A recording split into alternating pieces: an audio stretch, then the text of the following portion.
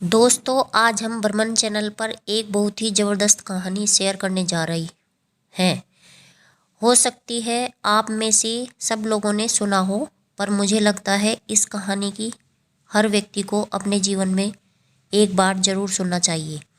एक व्यक्ति जिसकी मृत्यु नज़दीक थी, उसने अपने बेटे को बुलाया और एक पुरानी घड़ी देते हुए बोले, बेटे, यह घड़ी मेरे पिता ने मुझे मरते वक्त 200 साल पहले दी थी।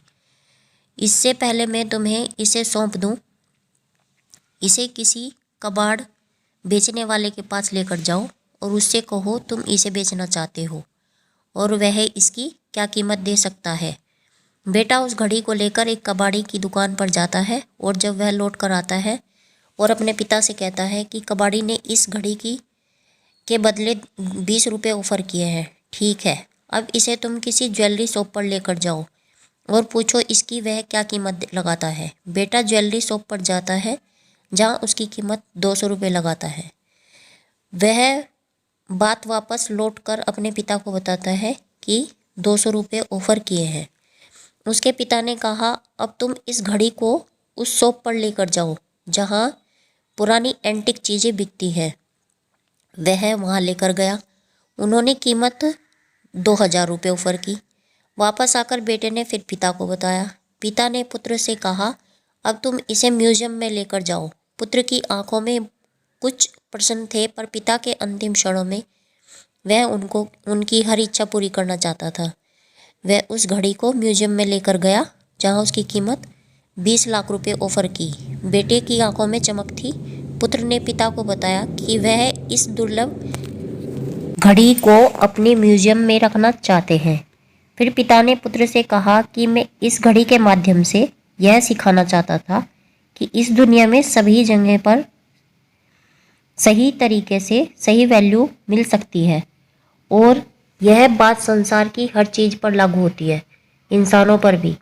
यदि तुम्हें तुम्हारी योग्यता से कम मिल रहा है तो इसमें गुस्सा करने से कोई लाभ नहीं, क्योंकि इसमें गलती उन लोगों की नहीं जो तुम्हें तुम्हारी योग्यता से कम आंकते हैं या तुम्हें इज्जत नहीं देते या एप्रिसिएट करते हैं, जिनके तुम लायक हो। इसमें गलती दूसरों की नहीं, तुम्हारी है। ये तय करना सबसे पहले तुम्हारी जिम्मेदारी है कि तुम कितने काबिल हो और कितने योग्य हो, और उसके बाद अपनी योग्यता और गुणों के आधार पर सही जगह और सही लोगों का चुनाव भी तुम्हारी जिम्मेदारी है। उसके अलावा जो रिश्ते, जो दोस्त तुम्हारी कद्र नहीं करते, तुम्हारा आत्मविश्वास कमज़ोर करते हैं, उनसे एक निश्चित दूरी बनाए रखना भी तुम्हारी खुद की जिम्मेदारी है। लेकिन लोग तुम्हारी वैल्यू सही लगा रहे हैं या गलत, ये तुम तभी जान पाओगे जब तुम खुद की सही वैल्यू का पता लगा होगा।